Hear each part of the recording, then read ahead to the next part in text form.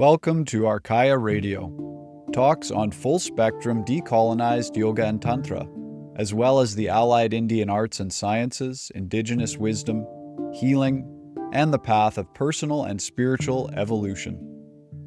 Arkaya Foundation is a not-for-profit school founded and led by Yogacharini Maitreyi, who is a life guide on the path. Born and raised in the yogic culture of South India, she now resides in Vancouver, Canada, and leads programs online and in person for students worldwide.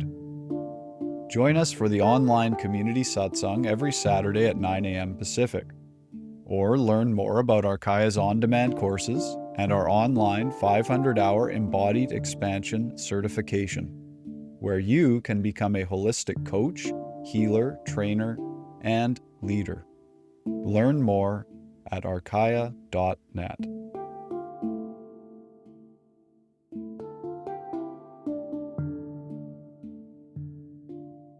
Namaste everyone and welcome. When I first started teaching, what I saw was this was the area of one's spiritual life, so to speak, or a yogic path, which was very easily bypassed because somehow we were all expected to be at peace, at ease, and these emotions were shoved just deep inside.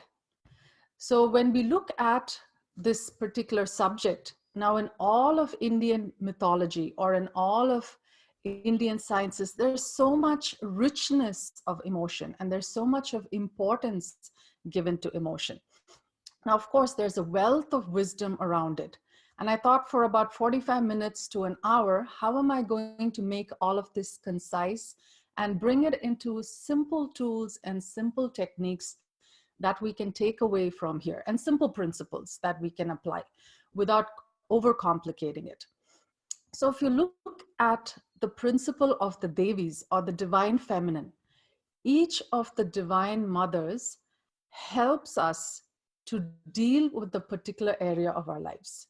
So I'm going to talk about just the three main divine mothers. The first one being Durga. Now, how many of you have seen a photograph of Durga? For those of you who are here, I'm not sure if the email IDs are there. I can also send you like email information as well. How many of you have seen a photograph of Durga? You can just raise hands. Okay. So if you see Durga, she's sitting on a lion or a tiger, and she has about 4 arms on each side, and she's the sort of woman, and each arm has weapons. So she's the sort of woman that you do not want to mess with.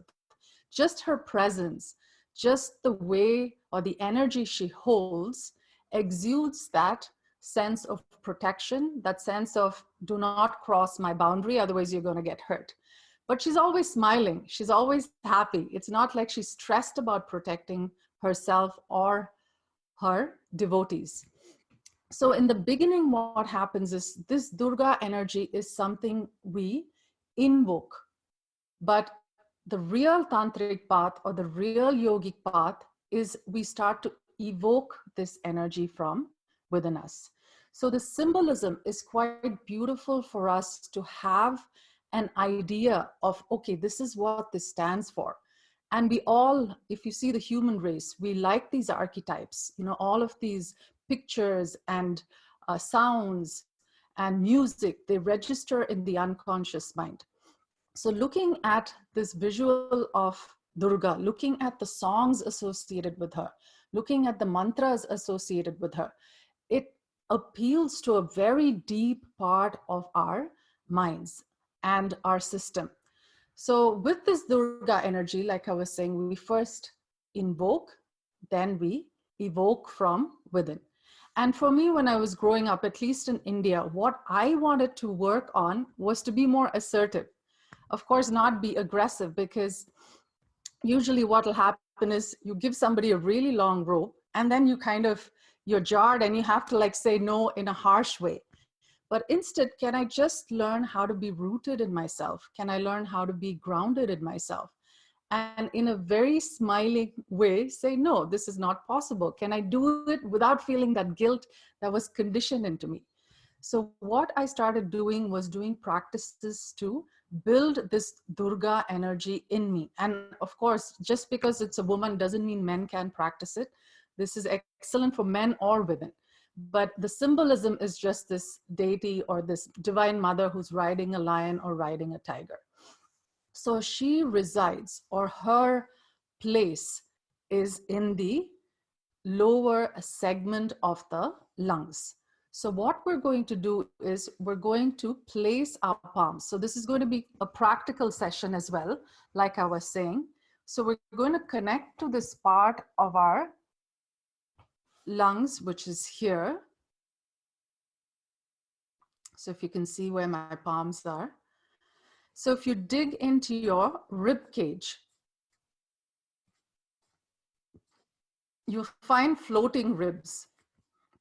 So we get acquainted with this part of our body and we connect to this area of our rib cage. And now place your, or I would say keep your eyes closed. And place your attention on this area. And also bring your awareness to your breathing.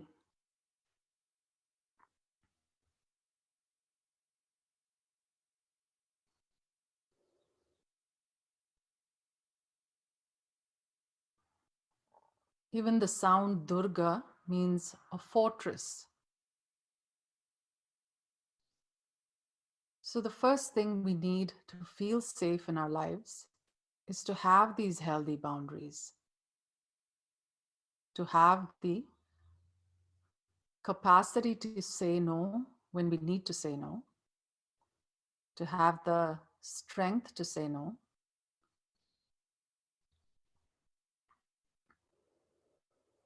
and let's tap into this energy, which is around our gut area. And it's fascinating that modern researchers are talking about this gut-brain connection. And the tantrics and the rishis or ancient researchers, as well as the yogis, have been speaking about gut health thousands of years ago.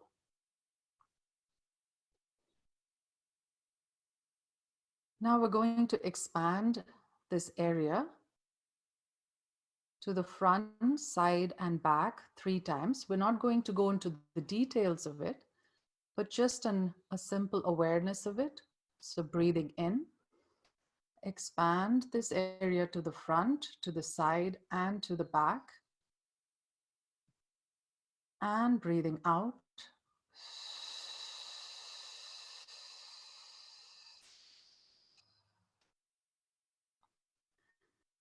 And that's the movement. So we breathe in through the nose and out through the mouth. Breathe in. Expand, expand, expand. Breathe out.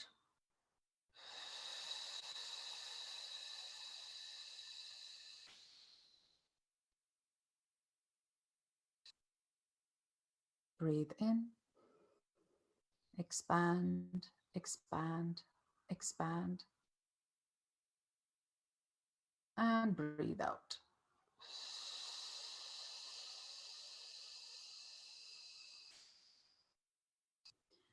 And simply be present to how this area of your body is feeling.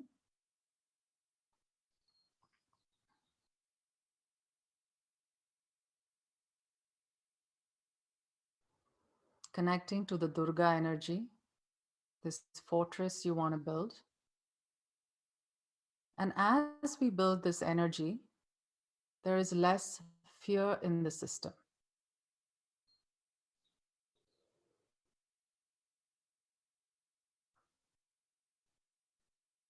The more trauma, the more unresolved emotion in this area, then more the fear in this system.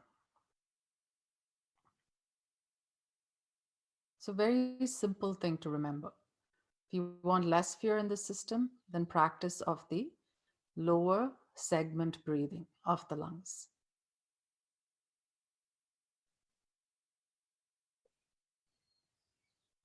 Now gently relax your palms, just shake out your wrists.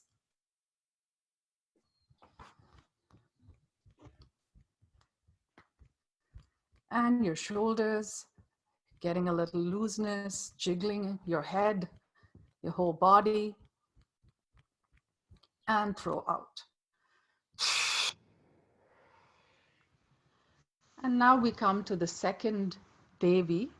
The second Devi we will be invoking. So we will be doing chants also for each of the Devis. We'll also be doing simple breath practices as well for each of these Devis.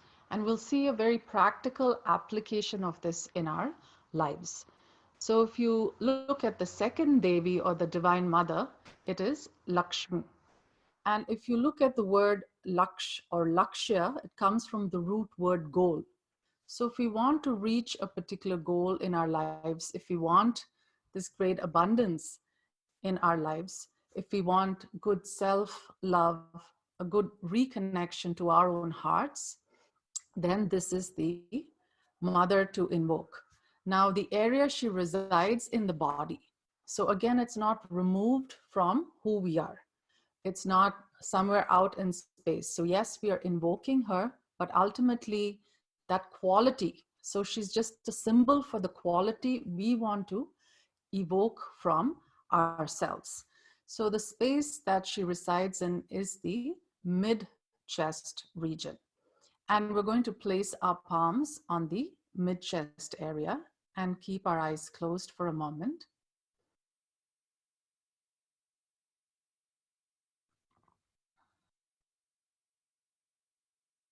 And in your mind's eye, see this beautiful woman sitting on a pink lotus.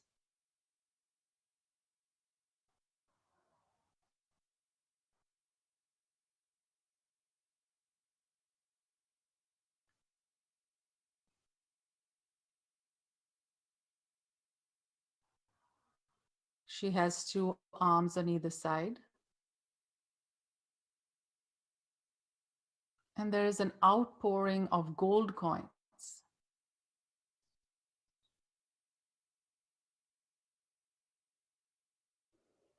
She also holds a pink lotus in two of her arms to symbolize or to remind us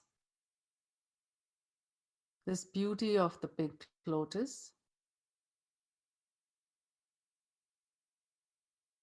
that comes from muddy waters,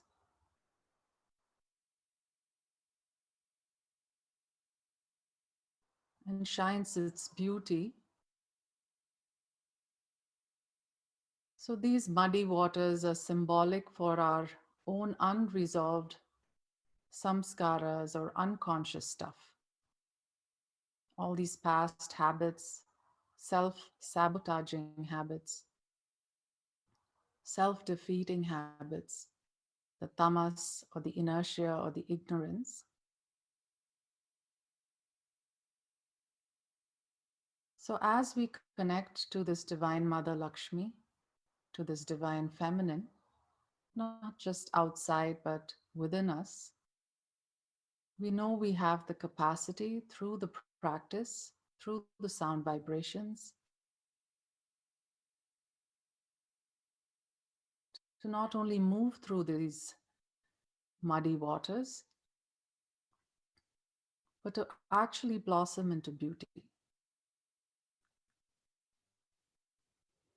So feel that in your heart, your mid-chest.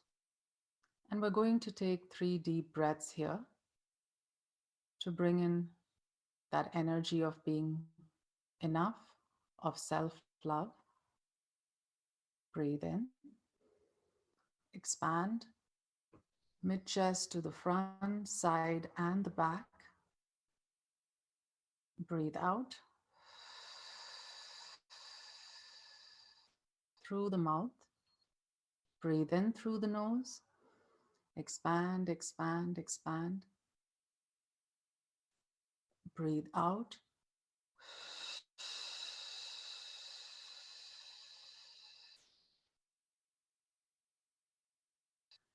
Breathe in, expand, expand, expand, and breathe out.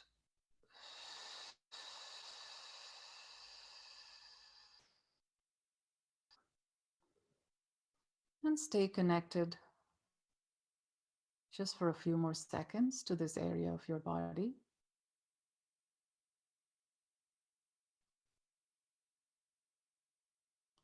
And though her photograph or her illustration, I mean, not her photograph, nobody's photographed her, but her illustration shows these gold coins, she also symbolizes abundance in all levels or all layers, not just material prosperity, but spiritual abundance of knowledge, abundance of progeny. In those days, they wanted lots of kids, so that as well.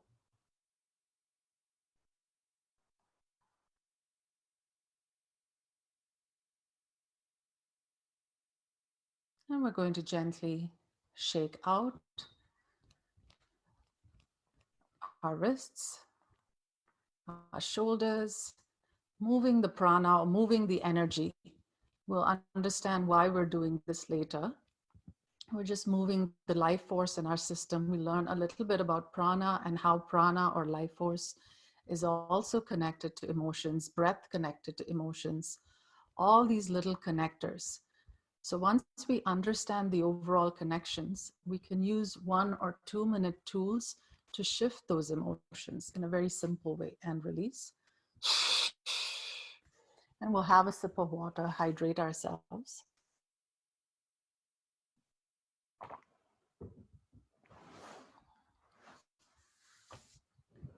And we'll connect to this upper chest region, which is the third divine feminine that we're evoking and invoking, which is Saraswati. And we'll keep our eyes closed.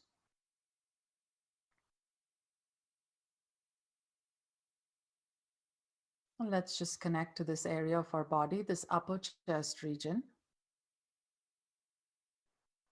And you can see in front of you a beautiful divine mother who's willing to assist you, who's sitting on a white lotus,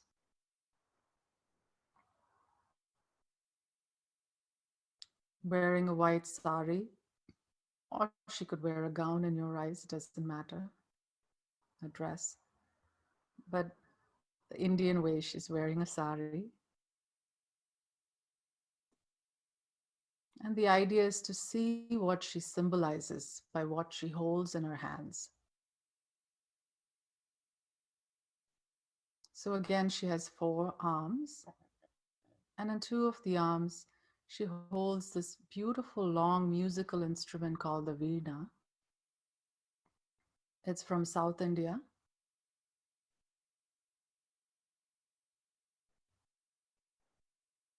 For those of you who've seen a sitar, it looks similar to that.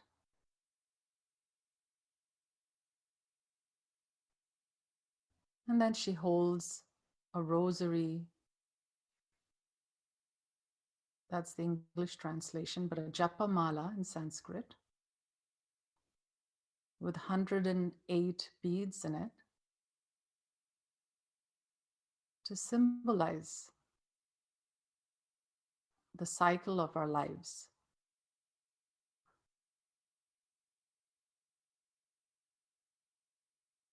And in another hand, she holds the sacred scriptures. Now, Lakshmi had elephants, 2 elephants on either side. Durga was riding a lion or a tiger. And Saraswati has this beautiful swan next to her, which is the swan of discernment. So there is this bird called Hamsa, which has the capacity, even if you mix milk and water, it has the capacity to separate the two beautifully.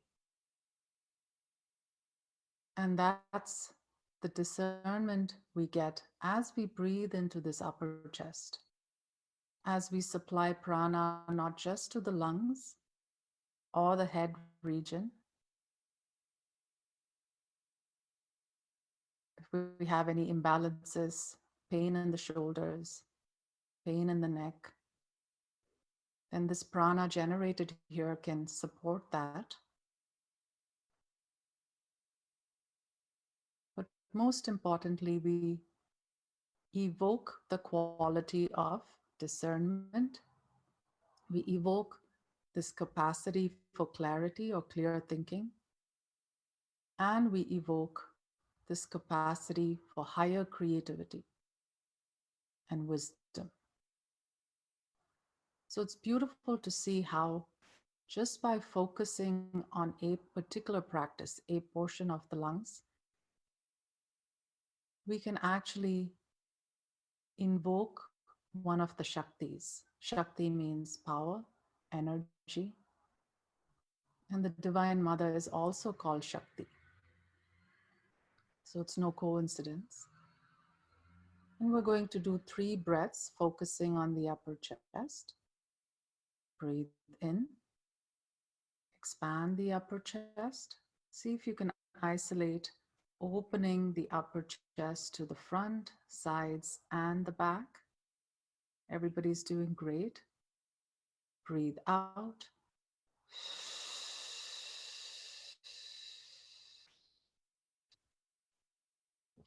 Breathe in. Expand, expand, expand. Breathe out.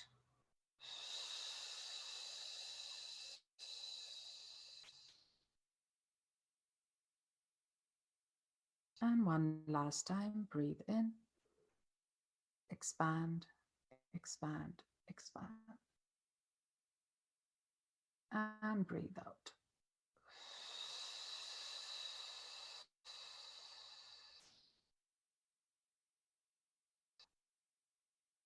And we'll just stay here for a moment, just by breathing deeply into a particular area of our body. We have the capacity to not just invoke, but evoke the Shakti or power or energy. And that's why yoga is Shakti through Bhakti. Bhakti is devotion to the expanse, not our limited conditioning, not our limited perceptions, not our limited experiences.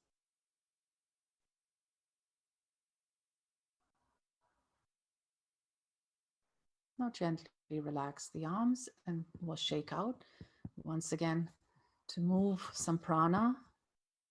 If there's any tightness or tension in the neck, just jiggle your body, feel like a little piece of jelly jiggling. Get some fun, have some fun. Get some lightness into the system, which is very, very important for this life force to move through us. So whenever there's fear in the system, what happens is there's a tensing, there's a tightness, because we're getting ready for fight or flight or even freeze. And we can throw out anything we don't want and have a sip of water.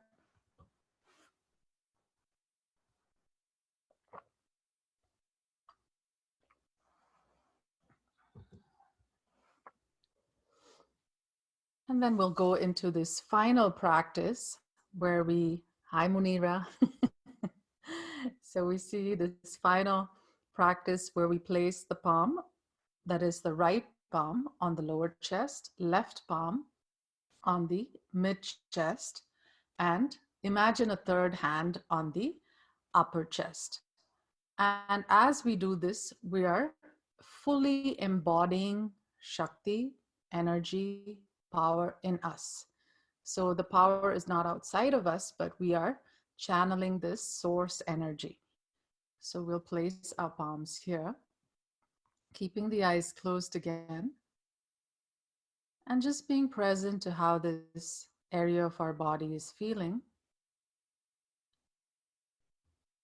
And tapping into Shakti or understanding Shakti and cultivating a relationship with Shakti, which is a name not just for the divine mothers, but also for this power and energy.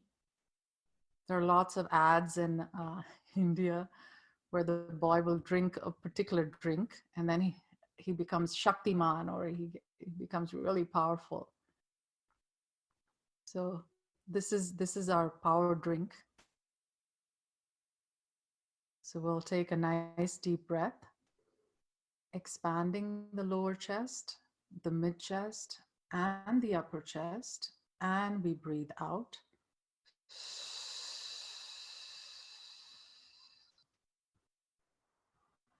Breathing in, we expand the lower chest, the mid chest, and the upper chest, and we release.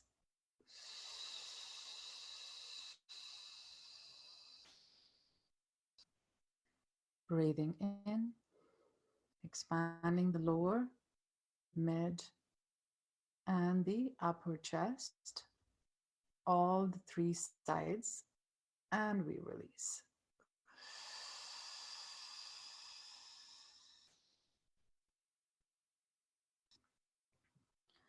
And stay connected for a moment to this power inherent in breath,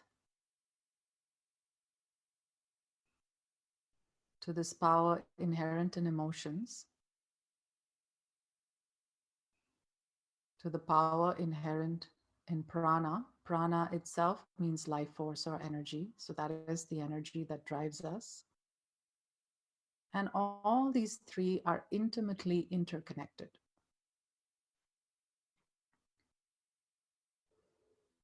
So I'm simplifying all these years of practice and principles for you. So once you understand that the breath, prana, and emotions are connected, then you know by working on the breath, you can not only unravel old multi-layered stress or unresolved emotions, but you also have the capacity to embrace, release, and resolve them. We can channelize them for a better purpose.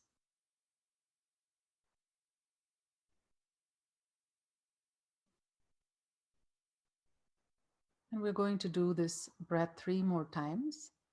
And this time, with each breath, we can be grateful, one, for the life force that feeds us, that helps us to walk on this planet.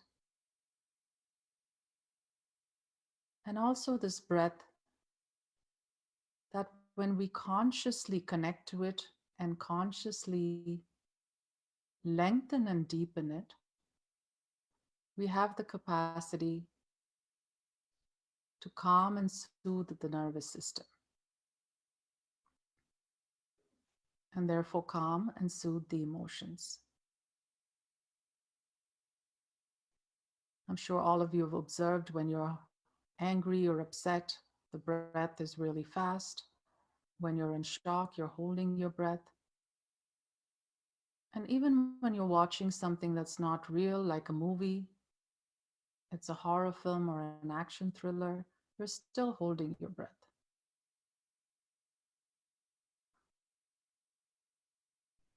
So now we're consciously bringing awareness to all the many times we've held our breath in fear, in tension, which has been wired into our systems, and we're changing that wiring through this conscious breathing. So the more we practice this conscious breathing, the less the old wiring or the less the old patterning, the less this old loop will have power over us.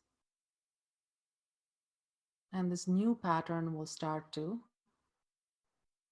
exert itself or allow itself into our lives. So we'll do this together. Breathe in. Expand your lower chest, your mid chest, and your upper chest. And breathing out.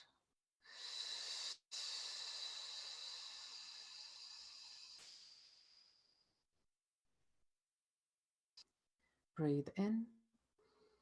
Expand, expand, expand. And breathe out.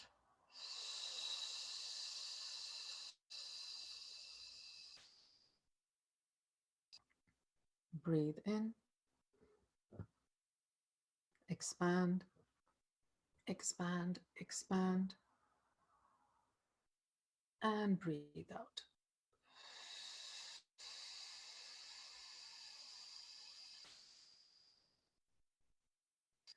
And just be present once again to your regular breathing, tuning into the breath, savoring the breath like you're sipping your favorite drink. And as we savor the breath, we can listen to the song of the breath, which is Soham, I am the origin. The breath is the key. Prana is the key to working with emotions. And of course, the principles are also very useful for our intellectual mind. And we're going to do one last time this practice so that you understand there are many, many permutations and combinations of this practice and a lot of nuances. But even if you do just the simple breathing in and out, deepening, lengthening the breath, that's great in itself. Working on the diaphragm, the lower chest, the mid chest, and the upper chest. Now we're going to pause the breath. So I'll instruct you, you don't have to worry about it. Breathe in, expand the diaphragm, lower chest, mid chest, upper chest. Pause the breath just for a moment and release.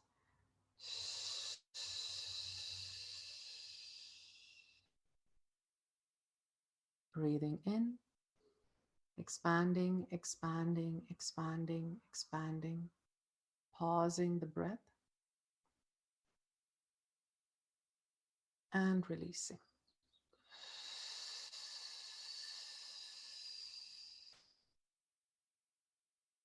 One last time. Breathe in, expanding, expanding, expanding, and pausing and releasing.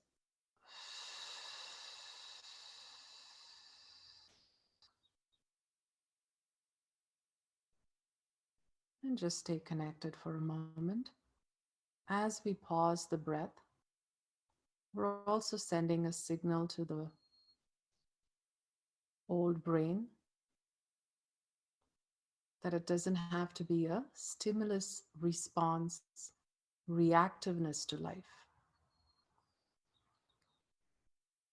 So usually there's a stimulus and then there's a reaction. And this is wired into the brain stem, this old reptilian part of the brain, which is main aim is survival. So it's in charge of balance, temperature regulation, respiration. And as we consciously breathe, we're not allowing this old brain to hijack our lives and just be triggered by everything around us. But we can consciously choose our responses. And that's what true responsibility is, the ability to respond. When you say, oh, this person is responsible, they're able to respond, not just react all the time or get triggered all the time.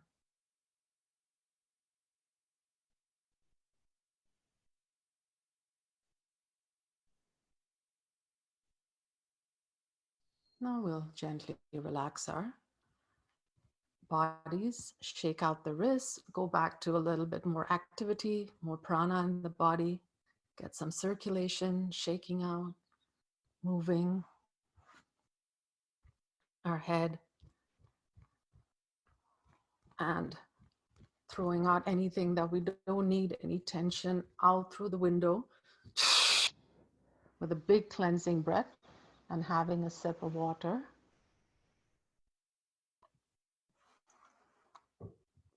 Just keep hydrating yourself. Again, prana also moves through the body when we're well hydrated. So you'll start seeing all these connections between prana, breath, and emotions, and how if we keep the prana moving, then we allow a free flow of release for these emotions as well. So again, for the sake of simplicity and clarity, I created a little 4-step program, because when I was training corporations in India, they were like, oh, you know, we don't have 2 years or we don't have 1 year, because the teacher training here is over 2 years. So obviously that's a big commitment for them. So they said, oh, in like a 1-hour session, could you just give us, they like these steps, could you give us like 10 steps or 4 steps or 5 steps? And I said, sure, I'll create a 4-step program for emotional management. Of course, as we practice it, it's much more nuanced. Some people, if they have lots of trauma, need one-on-one sessions. You have to go over a period of time. But for most people who have a healthy baseline, you can apply these 4 steps in a very simple way. So the first thing in any emotional management practice is that we look at acknowledging the emotion. And you may ask, why is it that we don't acknowledge the emotion? That's could be many, many reasons. Maybe in your parental home, crying was considered weak. So even if you have the impulse to cry, or if you feel sad, you kind of don't even want to acknowledge that you're sad, because that means that you're acknowledging you're weak. I'm not saying you are, but the association has been created in your mind between a particular emotion and a particular quality, which is not true at all because of the conditioning. Now, in India, there are a lot of these fairness creams. I'm just bringing this example so you understand it better. There are a lot of these fairness creams, and the advertising, the fairness cream is not good, but the advertising around it is brilliant. Because what happens is the unconscious mind or the subconscious mind it's very programmable. It's very, you can condition it just like with other animals when you train it. So basically what the advertising says is, this woman goes for a job, she's not confident, then she goes and puts some fairness cream there on her face, and then she goes back to the job, she's super confident, and then she gets the job. So what the advertising very smartly has manipulated all the viewers' minds into believing is that this fairness cream is connected to confidence. So they're not selling you fairness. They're basically selling you confidence in a tube. So the next time you feel less confident, you walk into a supermarket and automatically your hand goes and it picks up this fairness cream, and your mind doesn't even, there's not even any processing time there. It just picks it up and you feel better, simply because that association is created. So that's how the association also has been created with emotions being bad. They're not bad, but because while you are growing up, that association is created. Oh, crying is a sign of weakness. Crying is bad, or being angry anger is bad. So because that association is created, many people do not even want to acknowledge that particular emotion in them. Yeah, outside of them, okay, fine, it exists. But in me, somehow there are these escape mechanisms where we don't want to acknowledge it. So the first thing we're going to do is we're going to bring our palms into a namaste. This is actually acknowledging that divinity or that messenger that comes through the essence through all of us and through others. So we're going to acknowledge one emotion in us that somehow we feel uncomfortable with. It could even be disappointment. Sometimes because we're taught to be so content with everything, at least on the spiritual path.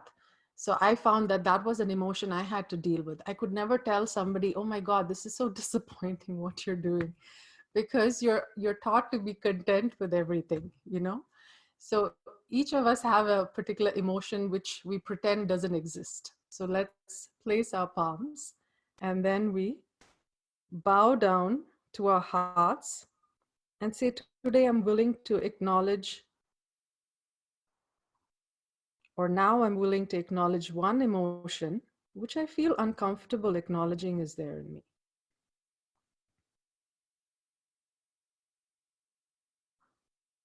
Whatever it is, it could be anger, it could be disappointment, feeling disappointed, feeling let down, or it could be some old grief.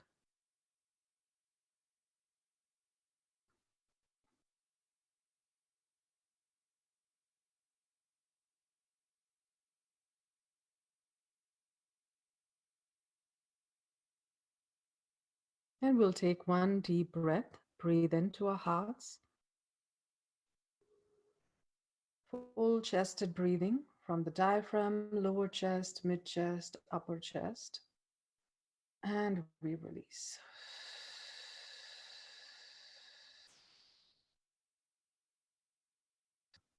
And relax your head. So step one is acknowledging. Now step two is accepting. So you may say, okay, I've just acknowledged it. What's the second point in accepting what I've already acknowledged? So sometimes we may start off with acknowledging and saying it's there in us, but not giving enough time to fully embrace it. So it's like befriending something. Yeah, it's the first bit is just an acquaintance. You're saying hello there. Okay, you exist. Finally, I'm not ignoring you. I do agree you're there. But the second portion of accepting is this embracing and creating a relationship with this emotion.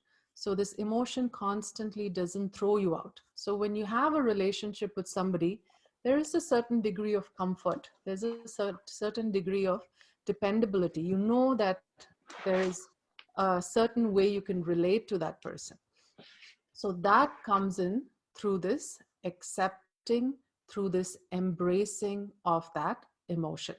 So we're going to embrace. Today we're going to work with the same emotion. It's not like a workshop because it's just a one-way street. It's just a short segment. Usually people will announce it and then there will be more practices. But for now, I'll just let you decide what that emotion is and just embrace yourself and the emotion. So give yourself a nice hug.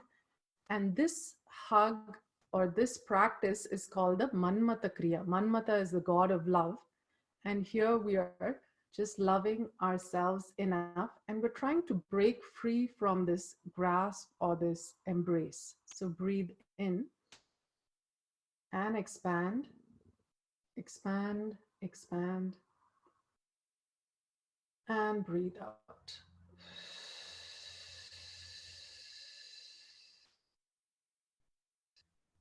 Breathe in, expand. Feel that emotion, whatever that emotion, say, I fully embrace you, dash, anger, or I fully embrace you, my grief, and release.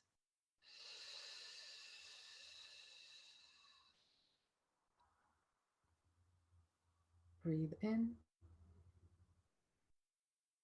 I fully embrace you, my fears, and gently release.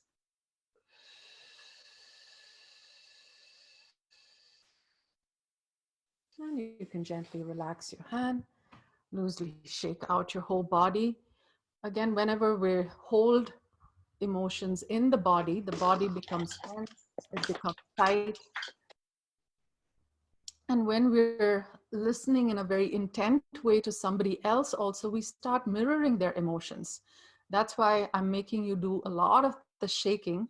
So you'll understand, even in a 1 hour or 1 hour, 15-minute lecture, how much energy and how much mirroring we can do from each other unconsciously without even realizing it. So if we say, oh, even if I'm listening to something on YouTube, if I keep this constant practice of shaking out, I'm not tensing up sitting in front of the computer. Now you can throw out. So this is a very practical way of shaking those little bits that we unconsciously pick up from the media, from talks, from lectures, and constantly come back to ourselves. How is everyone doing there? Would you want a washroom break before we go to the next two? Yes, no? No, no washroom break. Okay, fantastic. I love this group. This is great. So we have the next two that we're going into. So we have the AA, that is the acknowledge, accept, or embrace. And then we have the R. So the R is for releasing.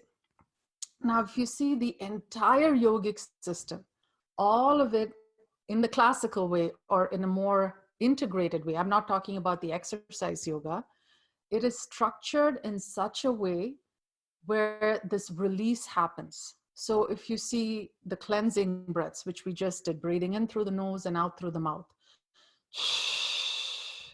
So that is structured in such a way to enable a release, especially a release of pent-up emotions, especially a release of this sense of overwhelm that we have. And thanks to modern lives, we're not, I would say, we're not focused on our own rhythm. We're focused more on how do we pace things to either satisfy our spouse or the boss or what expectations our parents put on us. At least Indian parents put a lot of expectations, you know, where they're like, you have to be successful, you have to do well in exams, you do everything, you have to be perfect. So whatever those expectations are, that's how you pace your life, not according to, okay, what is my own inner rhythm? Nobody ever taught me that, you know, in school at least. I wish they had.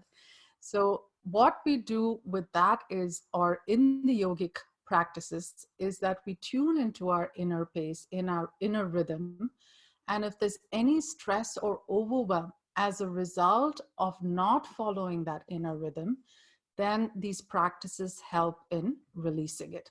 That's why in the Arkaya yoga class, the structure of the class is such where you move with your own pace. You move in a gentle way in the beginning. Then you can amp up the practice.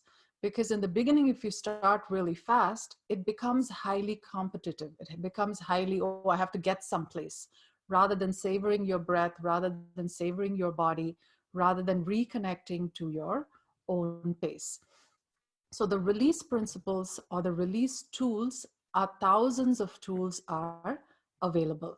Now, one simple tool to release pent-up irritation that many of us may not even acknowledge and say, okay, this person or this situation is really annoying me. We're not blaming the person, but just saying that, okay, this thing is impacting me in such a way. And it's okay to own it and say, okay, this is impacting me in this kind of a manner. So one way to release nervous system irritation is the hissing breath.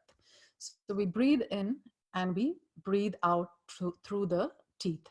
Like I said, there are thousands of tools to release it. So we're going to do this together. We breathe in through the nose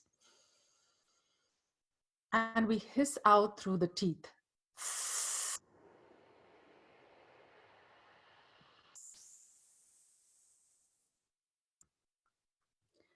Breathe in, expand, expand, expand, and we hiss out.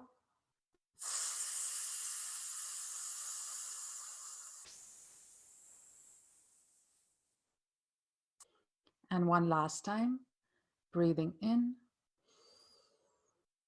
Wonderful. and hiss out.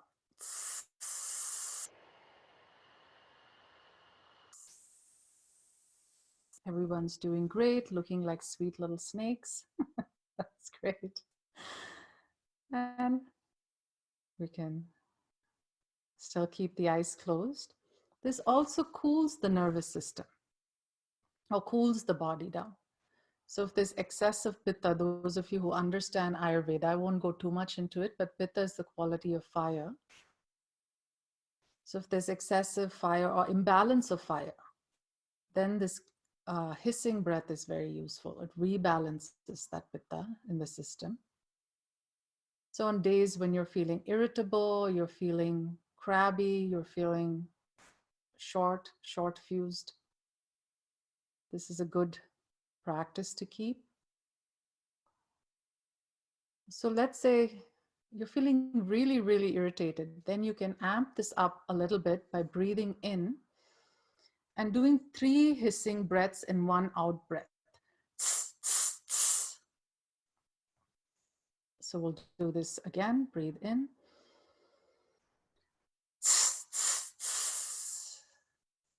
And 1 last time.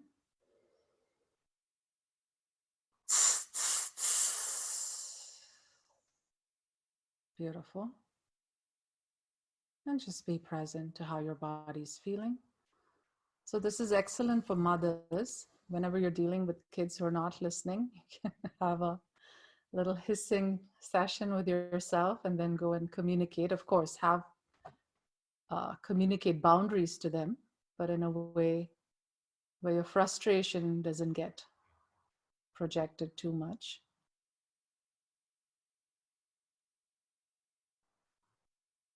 And now we'll just rub our palms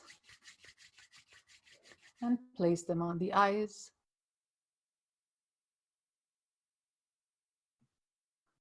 And as we do this, we're also asking our system, our bodies on a visceral level, on a somatic level, we're asking for insight by turning our sight inwards. Insight into the root of these unresolved emotions. And like I said, this is just a taster. There's lots more work and deep work. But this is like an appetizer you can take home and still enjoy it and use it and apply it in your lives. So acknowledging the emotion, accepting and embracing it fully,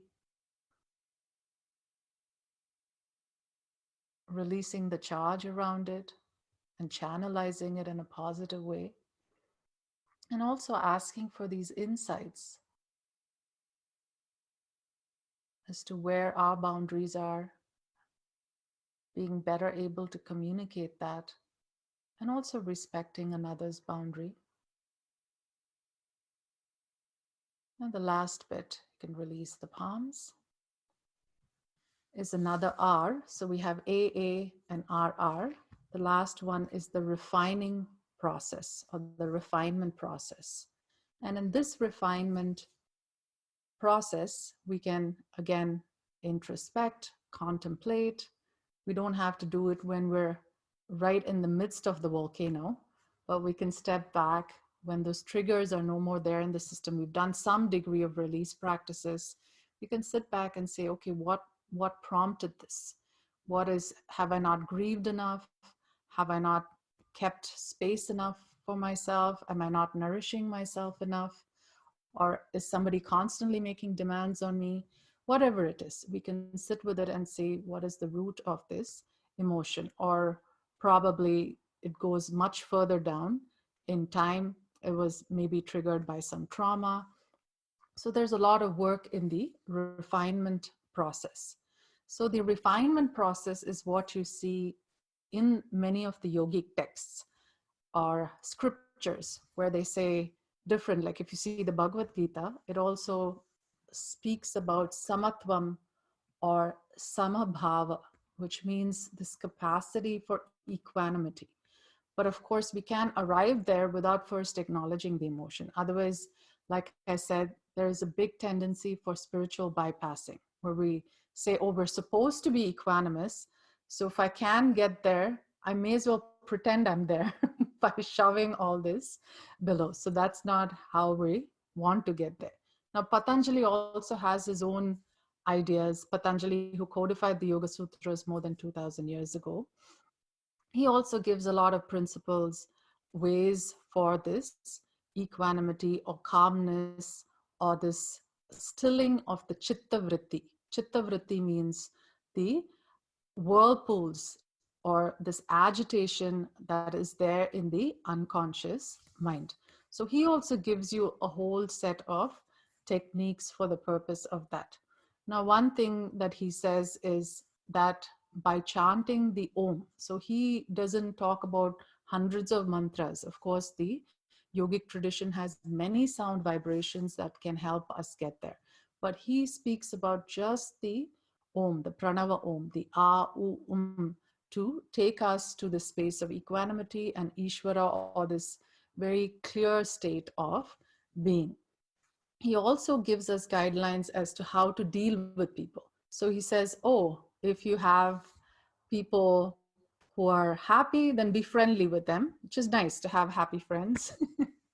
Or if they're really sad, then what can you do? Be compassionate towards them. If they're doing good things, then of course you delight in them. Don't be jealous of them, but delight in their goodness, delight in what they're doing.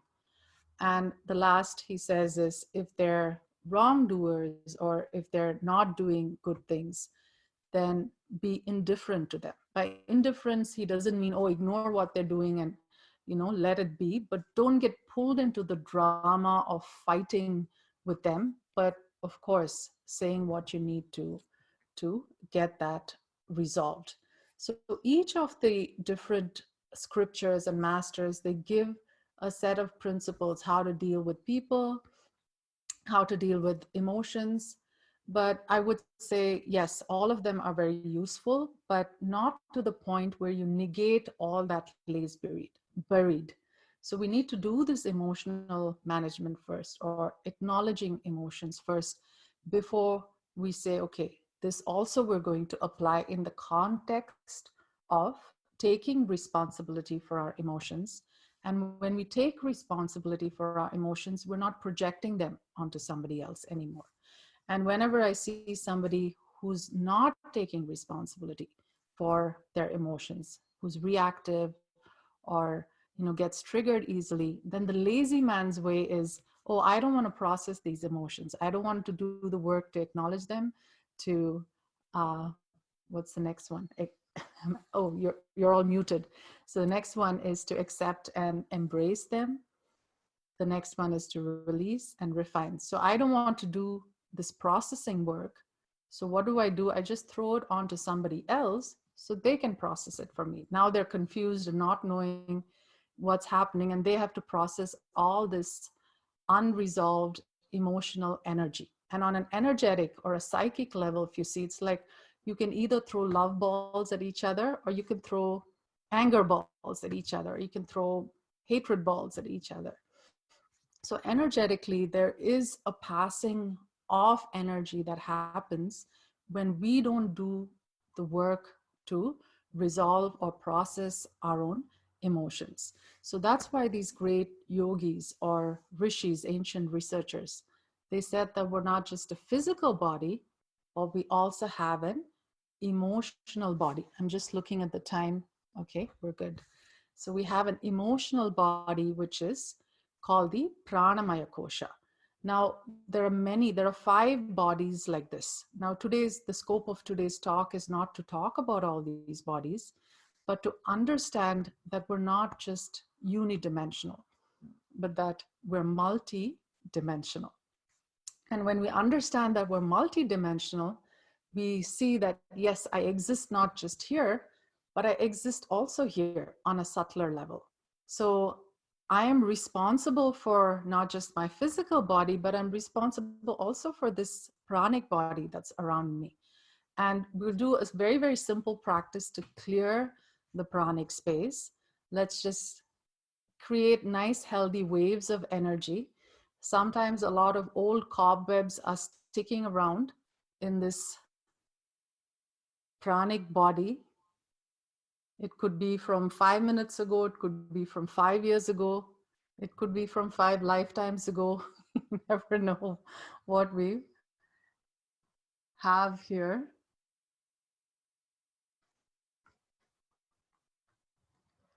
And create nice space.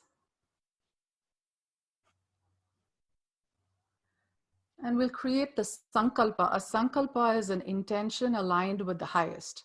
The sankalpa to release an intention aligned with the highest, to clear all these cobwebs, to do a healthy spring cleaning as much as we can.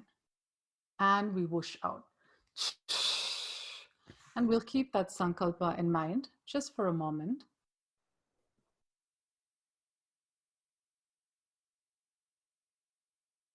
If there's something specific in your life, you can bring it into your space now. Maybe fear of something specific, or maybe anything relationship oriented.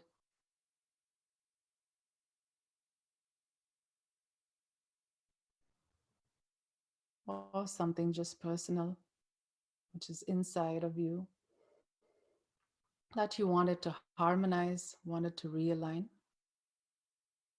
and that you don't want to live with these contractions of fear, these virtual tigers that sometimes we go to bed with and wake up with and never seem to get rid of.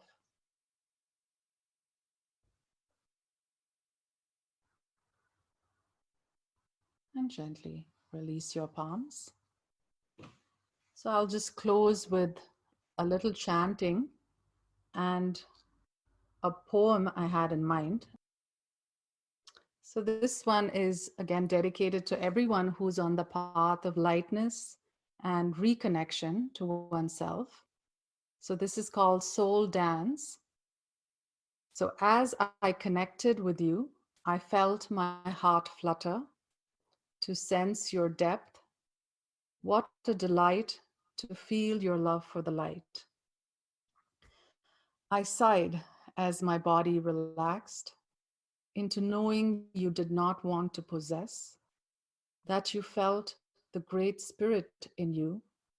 You felt the unfettered, all-encompassing magnitude.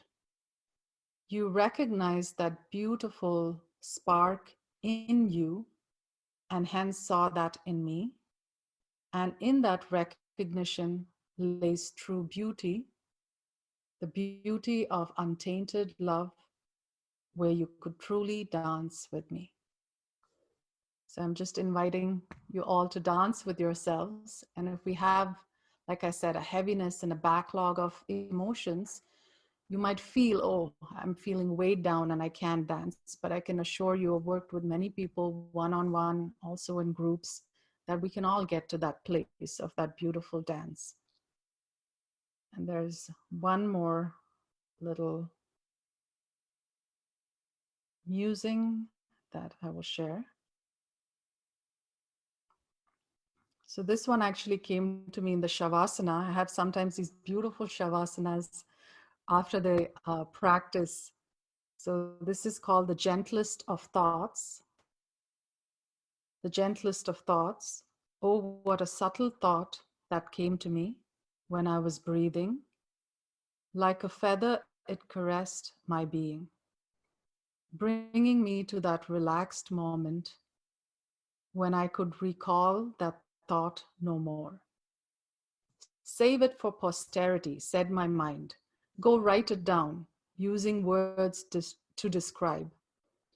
But being with my breathing blew it away, and I knew that feather would flow to another who was with one's breathing and being and caress someone else all over again. So sometimes I've seen with life that we don't have to hold on to thoughts, memories. It's just this energy that flows from me to you, this energy of love, this energy of relaxation, this energy of pure beingness. So we'll just close with a little chant, and then we'll have the question and answer segment. So for the chant, I'm going to ask you to keep your eyes closed. And your hands can be in the yoga mudra, interlocking right thumb on the left.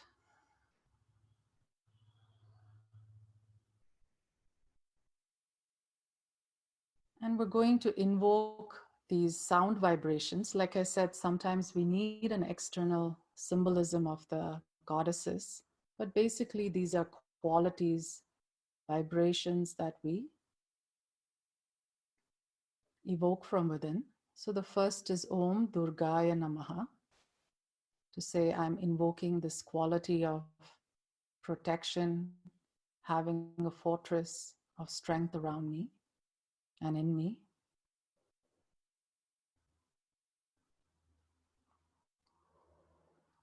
And I'm going to invite you to chant along with me. Om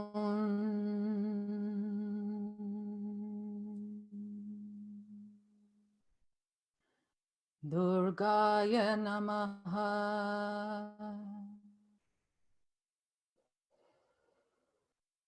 Om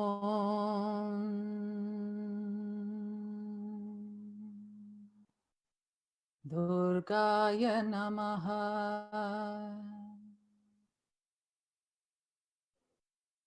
Om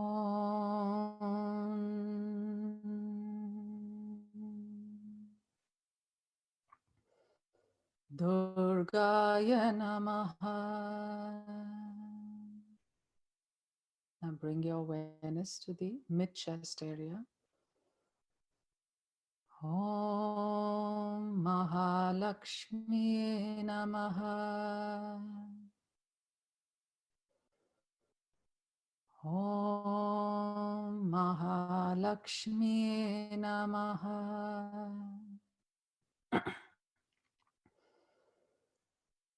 Om Mahalakshmi Namaha. Now bring your awareness to your upper chest, head area. Om Saraswati Namaha. Om Saraswati Namaha. Om Saraswati Namaha.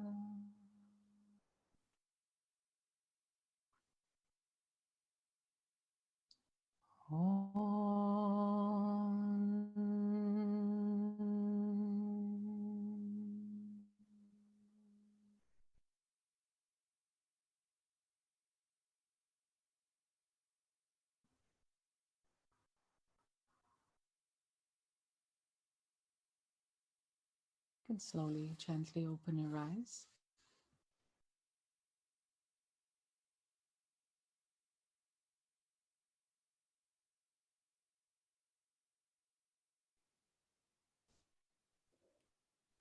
Any questions? We'll have one or two questions, and then those who want to stay back can always stay back for the song. Hi, Maitreyi. It's Ashley. Hi. Hi, how are you? I'm good. Lovely to see you here, Ashley. Yeah, it was such a beautiful session. Thank you for all your insights and taking us through those practices. I'm curious from your perspective, how much do you feel that the movement of the physical body is necessary to really allow that prana to flow? Because I sense, I was once upon a time very addicted to the movement of the physical body. And here yoga is represented in a very different way through Yes. a lot of movement. But Yes. I'm just curious how much you recommend bringing that into our day-to-day lives to ensure that flow is still there. Yeah, that's a wonderful question because it depends on the age, the stage, the body type of the person, how much physical practice they actually need. But in general, I would say the yogic emphasis is to move with the breath. So as you move with the breath, what you're creating is this alignment of the body, the emotions, and the mind. And when you're being mindful of the movement. So that's where there's a difference between any sort of movement of body or a mindful movement driven by the breath, which is what yoga recommends, because there is a cohesiveness within oneself, and therefore one acts in integrity, which means in alignment, on an inner alignment. So what you say and what you do and how you feel are all matching each other. So that's the emphasis of moving in alignment with the breath, moving mindfully. And like I said, depending on the stage, for teenagers, when we actually teach a much more vigorous practice because they have a lot of this energy to burn. Or kids, if you even see younger kids, they're just running around, they have all this energy to burn.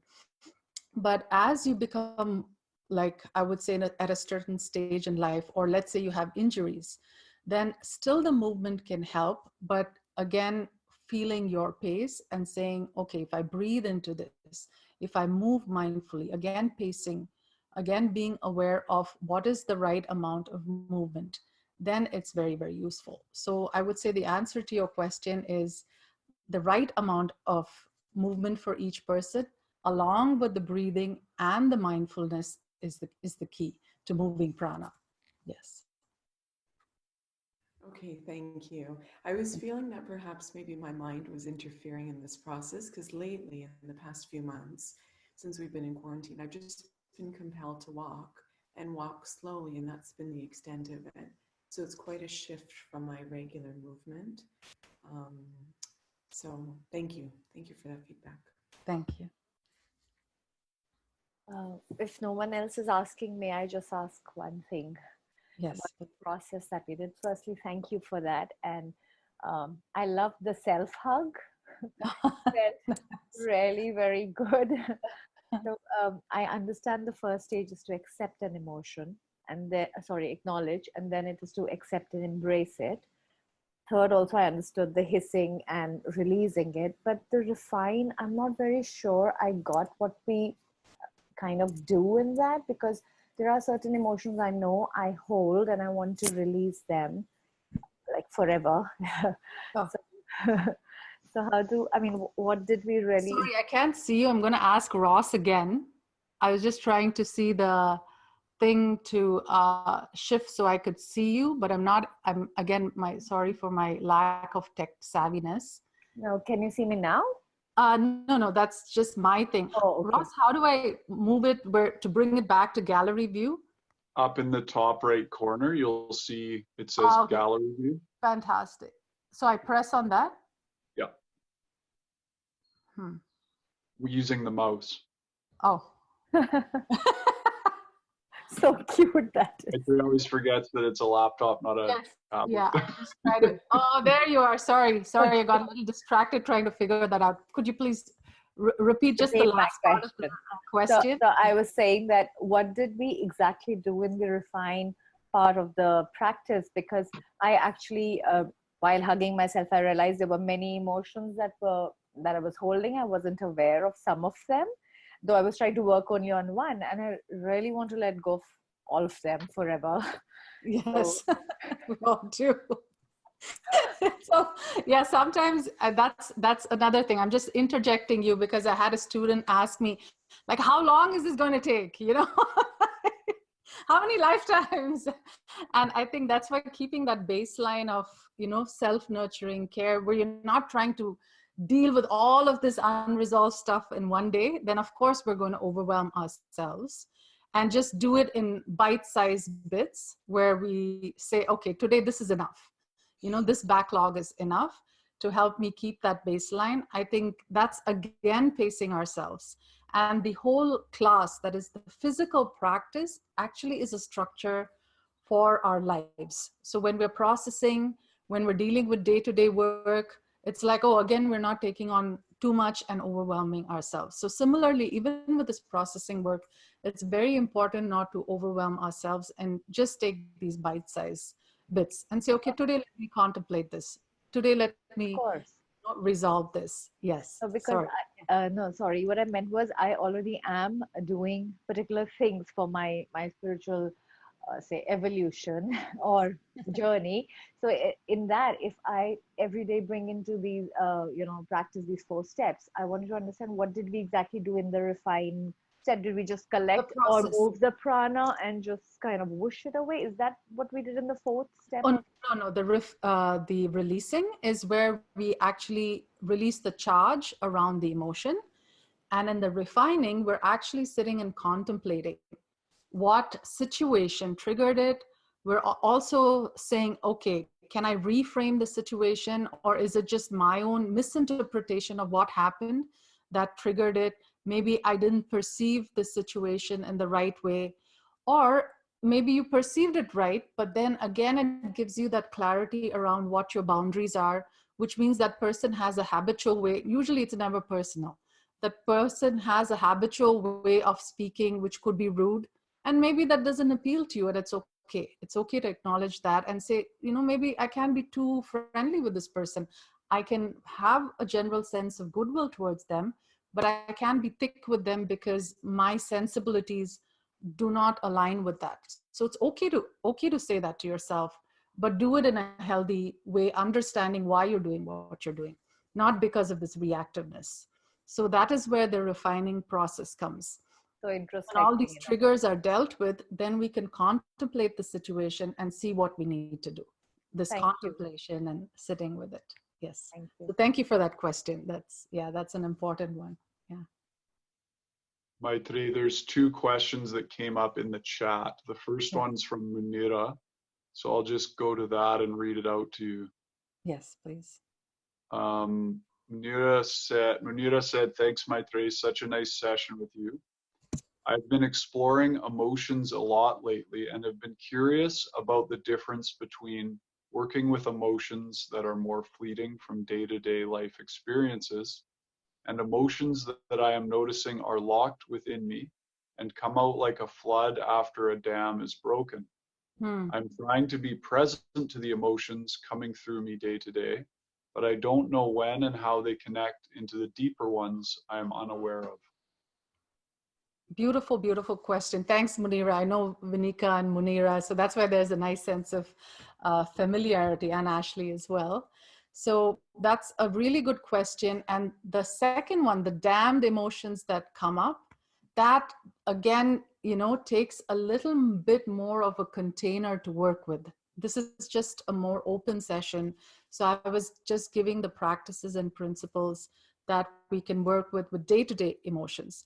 But these very same principles can also be applied on a much deeper level. That happens when we do the teacher training, where there's a container for that, and when there is a permission for that, where in one of the retreats, I had one person cry for 2 hours straight.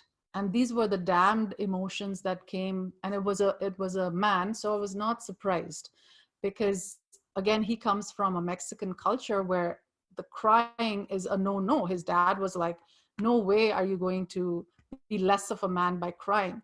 So because he had that permission to release for 2 hours straight, I even timed it, just to see, okay, how long is he going to go on crying?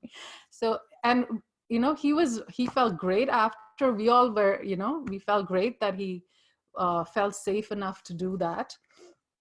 And so, like I said, for the deeper emotions to come to the surface, there needs to be a better container for that, where you don't judge yourself and those around you don't judge you as well. So that would be a safe container to keep first. And then also keeping these practices that we do to release the deeper trauma that's held within. There are certain practices which I will not teach in an open session like this. This is more the lighter stuff, just so you have a understanding. And once you do those practices, it will come to the surface to be released. But thank you for making the difference or asking the question, because now I can differentiate between the two in the answer. So thanks for that. Yeah.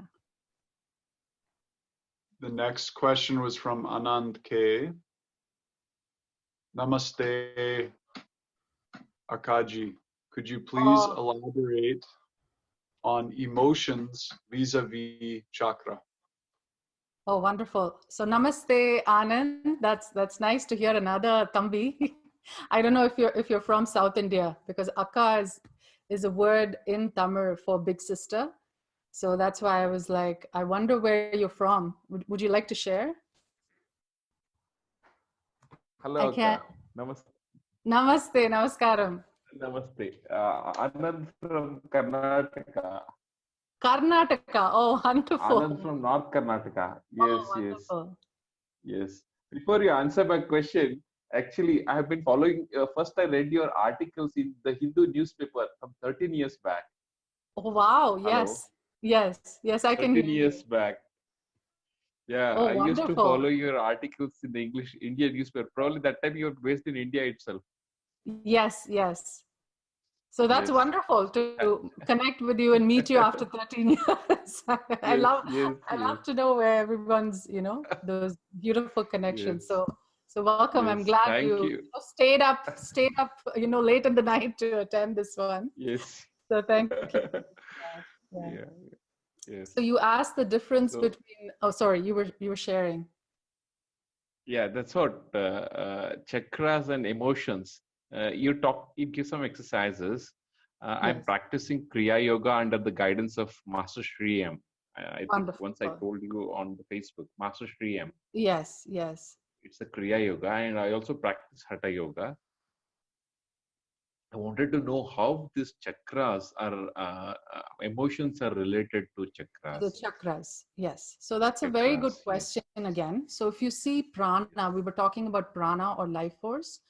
So we go into once we go into the technicality of it, we can very simply understand the relationship. So prana flows in the pranamaya kosha or this pranic field through pathways called nadis.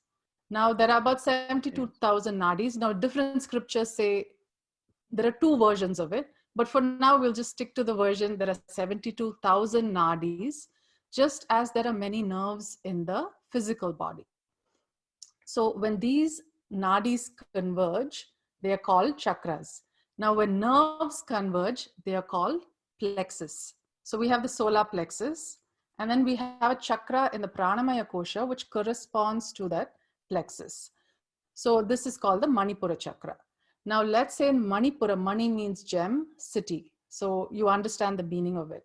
Now, if there are emotions in the pranamaya kosha that are unresolved, especially to do with power, your power center, your solar plexus center, and there are some power struggles, then this is where we have, it's almost somebody hit you in the gut. And when somebody comes to punch you, this is the area we tighten. So when there's a contraction, either in the physical body or in the pranic body, then there is a lack of flow of prana. So in that moment, it's fine because it's a protective impulse to hold in the gut because we want to protect our organs from being hurt if somebody should come and punch you. But let's say there's constant contraction because of fear of this energetic punch, which you feel might come from different people. It could be a perceived punch or it could be a real punch.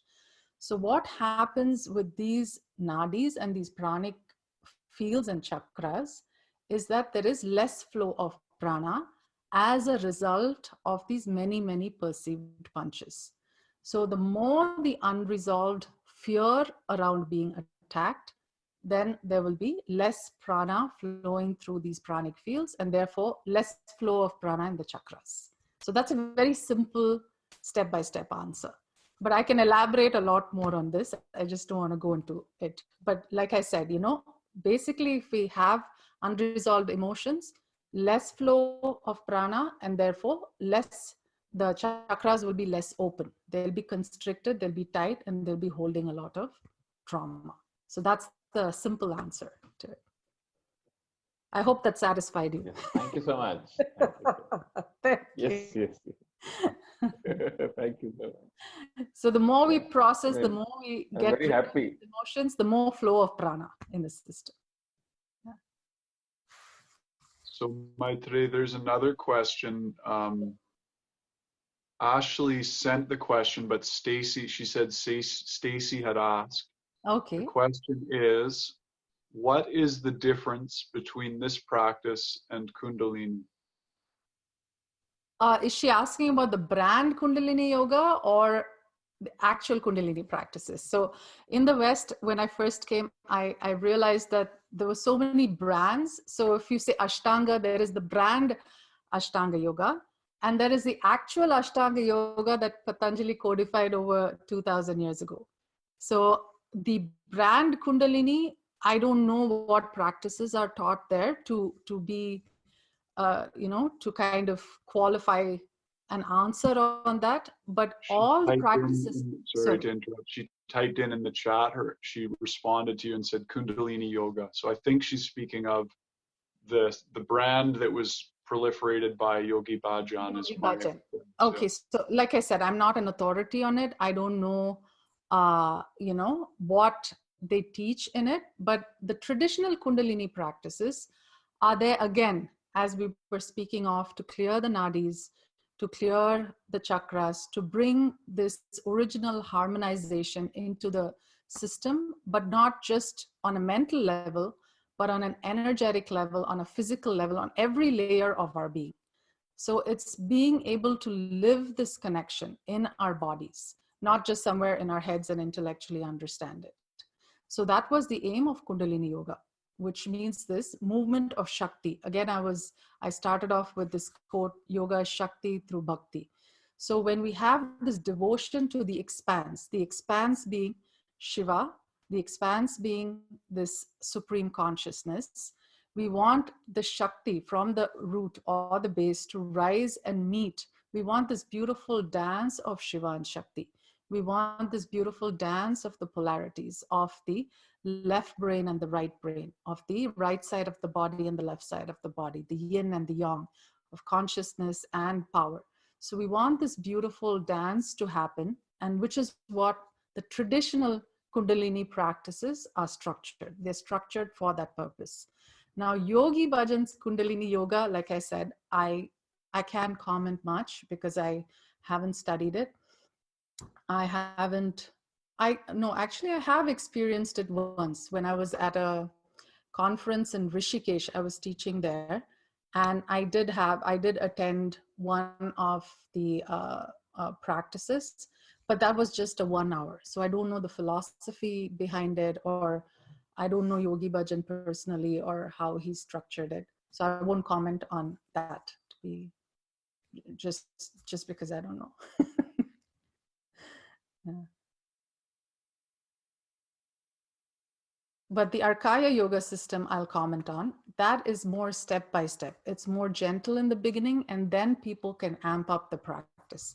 Because I also have seen that people in a rush to get somewhere, they can short circuit their nervous systems. If the body's not ready, you can actually harm yourself, not just on a physical level, but on a pranic and energetic level too. You can end up hurting yourself. So it's better to go step by step.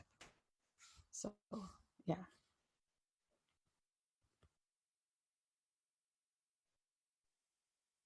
I don't know if anybody else has any questions, but Multi sent a message saying that she had another one as well. Okay. I don't know what our time is like. Yeah, I've already closed. I said those who want to stay back can, but maybe we'll close in 5 minutes. We'll just say we'll keep a 5-minute cap.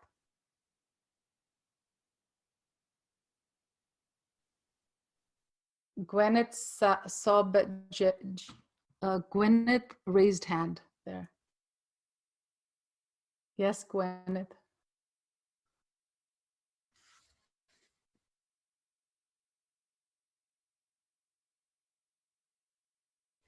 You need to unmute yourself so we can hear you.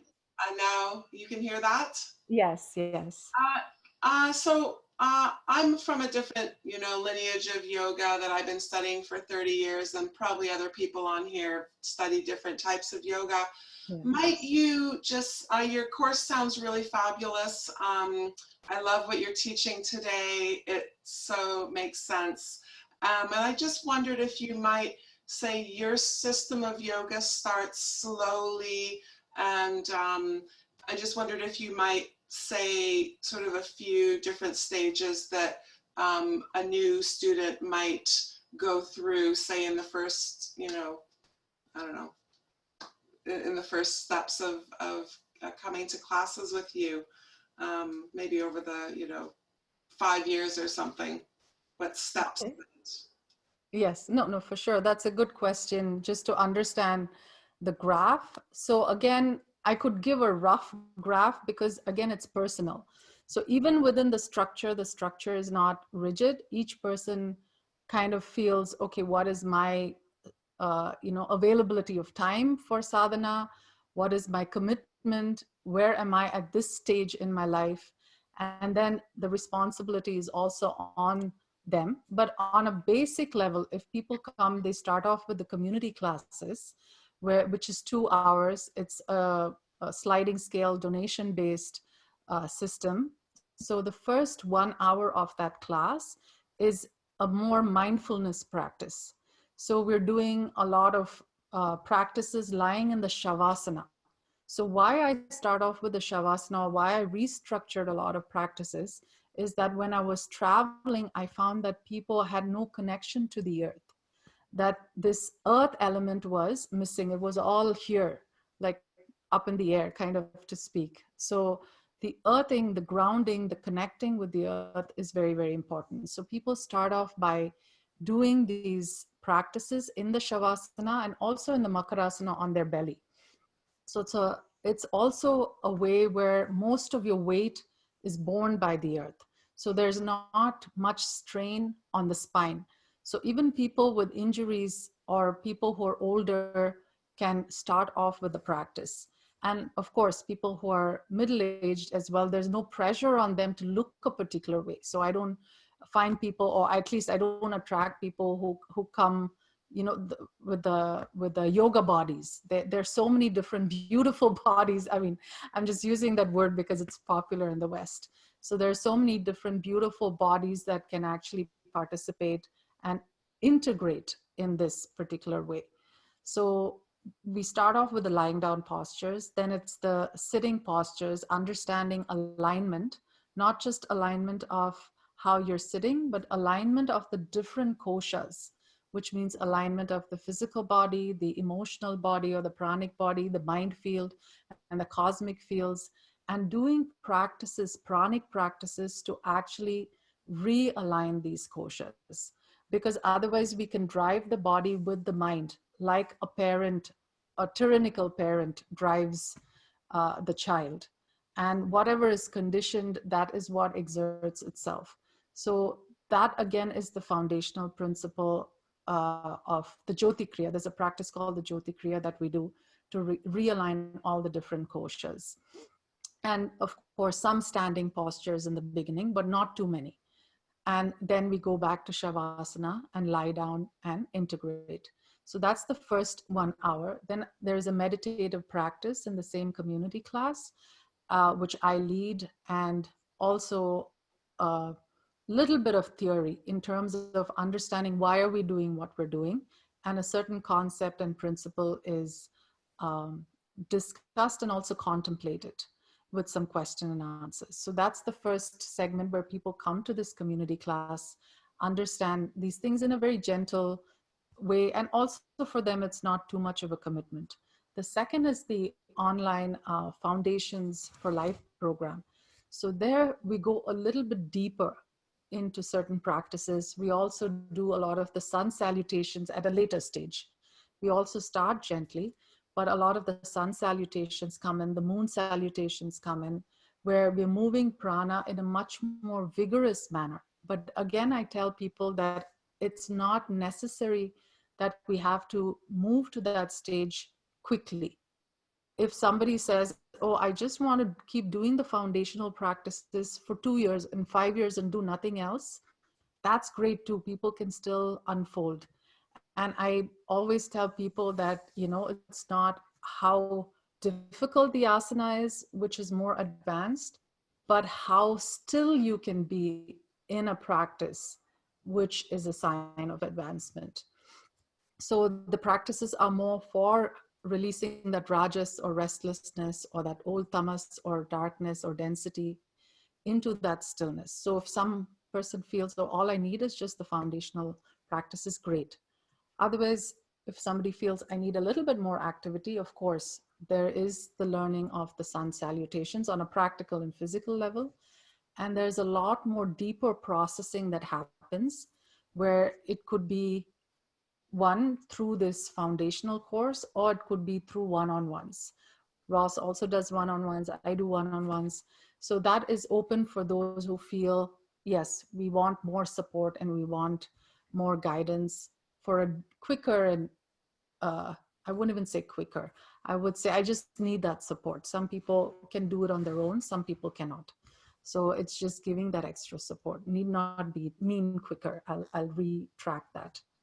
Then there's the teacher training. When somebody says, maybe I don't want to become a teacher, but I want to understand this full process of one, going through or moving through this muck, but also stabilizing at a stage where I can impart this teaching in a way where I become a clear channel to a reasonable extent. You don't, of course, have to be 100% clear and like stress about that, but to a reasonable extent where you become a clear channel and you can communicate the tools to others as well as the principles and hold space for a group.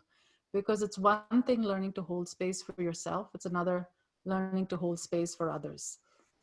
And having the capacity and the prana and energy to do that. So that I would say is the next stage. And then there are people who, even after the teacher training, sometimes in the teacher training, I joke, and one of the young men remembered it. And he said, yeah, I remember you saying it's a 7-year commitment, not just a 2-year commitment. And then it's another 7 years and it's another 7 years.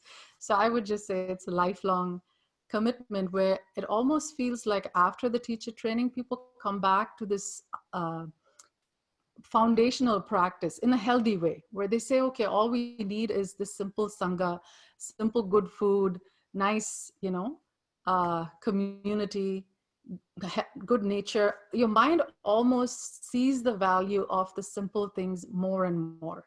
And because of this refinement process, you also savor the subtle more and more. So you're not actually wanting the most complicated practice, or you're not wanting the most difficult practice or the headstands or those kind of practices. So I hope that kind of gave you a gist of course there's a lot of the chakra healing too that we do in the teacher training, the pranic healing, the chakra healing, mostly on oneself, but we also do a lot of partner work because of the purification, or after I would say a certain degree of purification, only then I feel people can work on each other. Otherwise there's a bit too much transference and again, energetic projections, which are better avoided in the beginning. So later on, there will be some degree of partner work and supporting each other. We don't even call it healing. It's more healing support. Each person is a support for each other. So that's also a very important part of the teacher training. Yes. Wow, thank you. That's a very full program with a lovely invitation for beginners and all stages. Thank you. Thank you.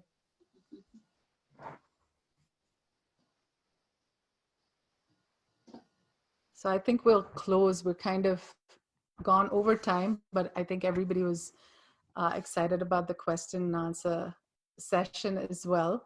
So we'll just end with a song, and if you all want it, it's just a Yogananda song called "Engrossed in the Bee of My Mind," in the blue lotus feet of my divine mother. So engrossed is the bee of my mind in the blue lotus feet of my divine mother. That's all the song is. So we'll just keep our eyes closed and we'll close with that.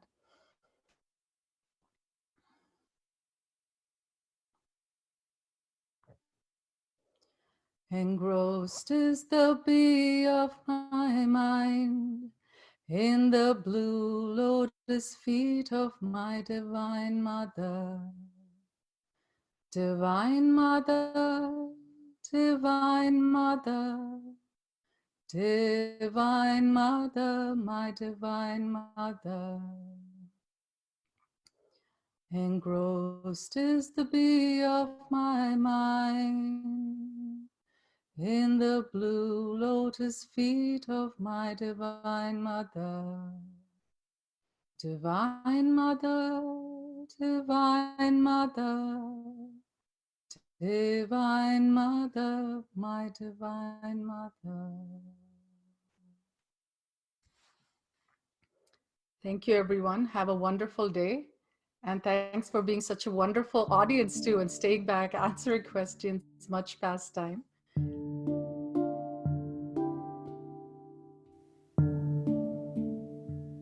Thanks for listening to Arkaya Radio with Yogacharini Maitreyi and friends. Don't forget to join us live online from anywhere in the world for the Arkaya Community Satsang every Saturday at 9 a.m. Pacific. Connect with us and learn more about our on-demand courses and the live online Embodied Expansion certification. Visit arkaya.net or find Arkaya Foundation on Instagram and Facebook.